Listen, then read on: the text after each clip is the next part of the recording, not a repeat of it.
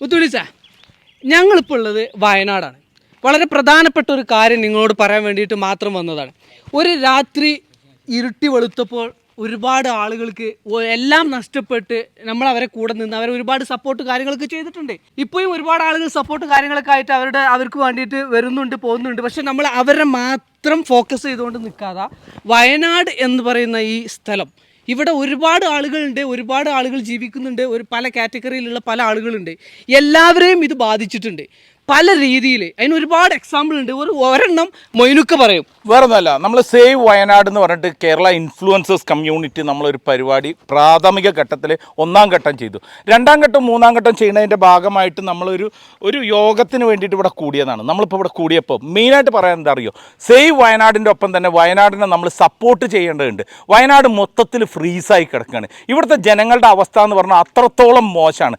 അവരുടെ ഉപജീവന മാർഗ്ഗങ്ങൾ എല്ലാം മുടങ്ങിയിട്ട് അവർ എന്ത് ചെയ്യും എന്ന് പറഞ്ഞ് മേലെ നോക്കി നിൽക്കുന്ന സമയമാണ്. നമ്മളൊരു കിറ്റ് കൊണ്ടോ അല്ലെങ്കിൽ അവരെ സപ്പോർട്ട് ചെയ്ത് ചെയ്യേണ്ട കാര്യങ്ങളൊക്കെ നമ്മൾ തുടക്കത്തിൽ ചെയ്തിട്ടുണ്ട്. ഇനി ചെയ്യേണ്ടത് എന്താ അറിയോ, വയനാടിന് നമ്മൾ തിരിച്ച് കൊണ്ടുവരിക. വയനാട് തിരിച്ച് പഴയ ഒരു കോലത്തിലേക്ക് വന്നാൽ മാത്രമേ ഉള്ളൂ ഇവിടുത്തെ കാര്യങ്ങളൊക്കെ ഉഷാറായി പോവുക.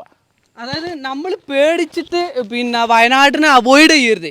സംഗതി നമ്മൾ അവർ കുറേ കിറ്റുകൾ കുറേ സാധനങ്ങളും ആ ദുരിതം അനുഭവിക്കുന്ന ആളുകൾക്ക് എത്തിച്ചു കൊടുത്താൽ മാത്രം ഇതിനൊരു പരിഹാരമാവില്ല. കാരണം ഈ ഒരു വയനാട് കംപ്ലീറ്റ്ലി ടൂറിസത്തിൽ പോകുന്ന ഒരു സ്ഥലമാണ്.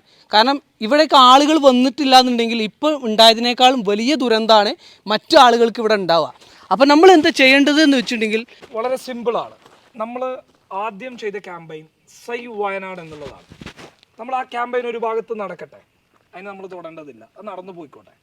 രണ്ടാമത്തെ കാര്യം എന്ന് പറയുന്നത് സപ്പോർട്ട് വയനാട്, പിക്കപ്പ് വയനാട്. ഇതെന്തിനാണെന്ന് ചോദിച്ചു കഴിഞ്ഞാൽ, നമുക്കറിയാം ഈ ദുരന്തം ബാധിച്ച മേഖലയിലുള്ള ചൂരൽമലയിലെയും മുണ്ടകയിലെയും ആളുകൾക്ക് അവരുടേതായിട്ടുള്ള സഹായങ്ങൾ അവർക്ക് എത്തിക്കൊണ്ടേയിരിക്കുകയാണ്. പക്ഷേ ഈ ദുരന്തം കാരണം വയനാട് വലിയ രീതിയിലുള്ള മറ്റൊരു ദുരന്തത്തിലേക്ക് കടന്നു പോവുകയാണ്. എത്രയും പെട്ടെന്ന് അത് തടഞ്ഞില്ല എങ്കിൽ ഇവിടെയുള്ള ജനങ്ങളൊക്കെ അപകടത്തിലേക്ക് കടന്നു പോകുന്ന ദയനീയമായൊരവസ്ഥ നമ്മൾ കാണേണ്ടി വരും. ഇവിടെയുള്ള വ്യവസായികൾ, ചെറിയ കടകളടക്കം നടത്തുന്ന ഹോട്ടൽ ജീവനക്കാർ, ഹോട്ടൽ ഉടമകൾ, കൺസ്ട്രക്ഷൻ മേഖലയിലുള്ള ആളുകൾ, ടൂറിസം മേഖലയിലുള്ള ആളുകൾ കടന്നു പോകേണ്ട ദയനീയമായൊരവസ്ഥ വരികയാണ്. അതായത് ഈ പറയുന്ന റെഡ് സോൺ കാറ്റഗറിയിൽ നടക്കുന്ന ഇടങ്ങളിൽ നടന്നിട്ടുള്ള ദുരന്തം വയനാടിലെ മൊത്തം മേഖലയെ ബാധിച്ചിരിക്കുകയാണ്. അതായത് വയനാട്ടിലേക്ക് പോകേണ്ടതില്ല. നോക്കൂ, സർക്കാർ പറഞ്ഞ മേഖലകളിലേക്ക് പോകേണ്ടതില്ല, സർക്കാർ നിർദ്ദേശിച്ചിട്ടുള്ള ഇടങ്ങളിലേക്ക് പോകേണ്ടതില്ല. അല്ലാത്ത ഇടങ്ങളൊക്കെ ഒരു പരിധി വരെ ബാക്കപ്പായി വന്നുകൊണ്ടിരിക്കുകയാണ്. അപ്പം അങ്ങനെയുള്ള ഇടങ്ങളിലേക്ക് നിങ്ങൾക്ക് പോകാം. നിങ്ങൾ നേരത്തെ പ്ലാൻ ചെയ്തിട്ടുണ്ടെങ്കിൽ അവിടത്തേക്ക് വരുന്നതിൽ കുഴപ്പമില്ല. അങ്ങനെ നിങ്ങൾ വരാതിരുന്നു കഴിഞ്ഞാൽ, കഴിഞ്ഞ ദിവസം രാത്രി ഒരു ഹോട്ടൽ ജീവനക്കാരൻ പറഞ്ഞത് ഓർമ്മയിൽ വരികയാണ്. ഞാൻ വല്ലാത്തൊരു ദുരിതത്തിലാണുള്ളത്, 3000 രൂപ വാടക കൊടുക്കുന്നതാണ് എനിക്ക് നല്ലത്. അതായത് കട അടച്ചിട്ടാൽ 3000 രൂപ വാടക കൊടുത്താൽ മതി എന്ന് ചുരുക്കം. അല്ലാതെ നിന്ന് കഴിഞ്ഞാൽ 15000 രൂപ എനിക്ക് ചെലവുണ്ട്.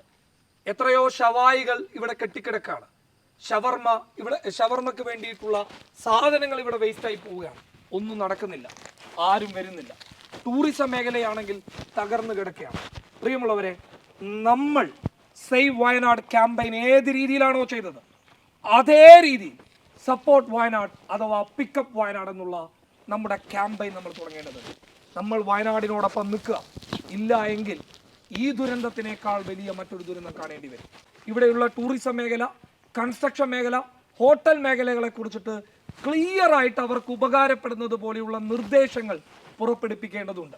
അപ്പോൾ ഏതൊക്കെയാണ് സേഫ് സോൺ, ഏതൊക്കെയാണ് സേഫ് സോൺ അല്ലാത്തത്, അത് കൃത്യമായി സർക്കാരിൻ്റെതായിട്ടുള്ള രീതിയിൽ ജനങ്ങളിലേക്ക് എത്തിക്കണം. അതുകൂടാതെ നിങ്ങൾക്ക് ഇവിടെ വരാം, ഇവരുടെ കൂടെ നിൽക്കാം. അപകടാവസ്ഥയിലേക്ക് പോകുന്ന ഒരു സംഭവം ഉണ്ടാകരുത്, അത്തരം മേഖലകളിലേക്ക് പോകരുത്. രണ്ട് സ്ഥലം നമുക്ക് പോകാൻ പറ്റാത്തതുള്ളൂ. ഒന്ന് ചൂരൽമല, മറ്റൊന്ന് മുണ്ടക്കൈ. ഈ മേഖലയിൽ ഒരു വലിയ ദുരന്തം ഉണ്ടായി, പക്ഷേ അത് അവിടെ മാത്രമാണ്. അതുകൊണ്ട് വയനാട് മൊത്തത്തിൽ ഡൗൺ ആവുന്ന ഒരു സ്ഥിതിയാണ് ഇപ്പോൾ ഉള്ളത്. അത് നമ്മൾ അനുവദിച്ചുകൂടാ. നമ്മൾ വയനാട്ടിലേക്ക് വരണം, ഇവിടുന്ന് പർച്ചേസ് ചെയ്യണം, ഇവിടുന്ന് സാധനങ്ങൾ വേണം. ഖാദർ ഭായി പറഞ്ഞ പോലെ ഒരുപാട് കടകൾ ഒരുപാട് ദുരിതം അനുഭവിക്കുന്നുണ്ട്.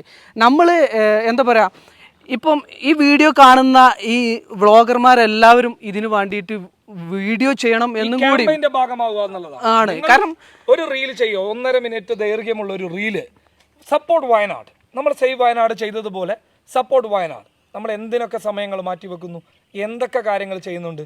ഒരു നാട് നമ്മുടെ ഒരു വീഡിയോയിലൂടെ, നമ്മുടെ ഒരു സന്ദേശത്തിലൂടെ ഒരു നാട് തിരിച്ചു വരുന്നുണ്ട് എങ്കിൽ അതിനേക്കാൾ വലിയ സന്തോഷം വേറെ എന്താണുള്ളത്? അതിനേക്കാൾ വലിയ നന്മ എന്താണുള്ളത്? ഒരു നാടിനെ മൊത്തം നമുക്ക് ഒരു നല്ല നിലയിൽ എത്തിക്കാൻ പറ്റുന്നുണ്ട് എങ്കിൽ ആ നാട്ടിലുള്ള എല്ലാ മനുഷ്യരുടെയും പ്രാർത്ഥന നമ്മുടെ കൂടെ ഉണ്ടാകും. നോക്കുക, ഇതൊരു നെഗറ്റീവ് ചിന്തയിലെടുക്കേണ്ട ഒരു വീഡിയോ മറ്റുള്ള കാര്യങ്ങളോ അല്ല, മറിച്ച് കണ്ണുകൊണ്ട് കാണുകയും കാതുകൊണ്ട് കേൾക്കുകയും ചെയ്തിട്ടുള്ള കാര്യങ്ങളാണ് പച്ചക്ക് നിങ്ങളുടെ മുന്നിൽ എത്തിച്ചിട്ടുള്ളത്. നമുക്ക് നമ്മുടെ ക്യാമ്പയിൻ തുടങ്ങാം.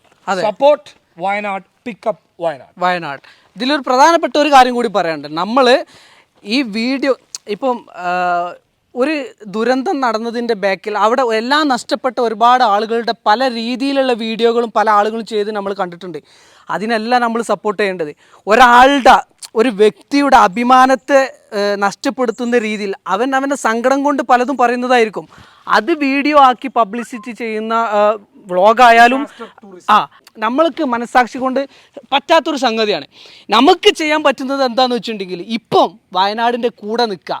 വയനാട്ടിലേക്ക് നമ്മൾ വരാൻ പേടിക്കേണ്ടതില്ല. ഒരു സ്ഥലത്ത് ഒരു സംഭവം ഉണ്ടായി എന്ന് കരുതി വയനാടിനെ മൊത്തത്തിൽ അങ്ങോട്ട് അവോയ്ഡ് ചെയ്യരുത്.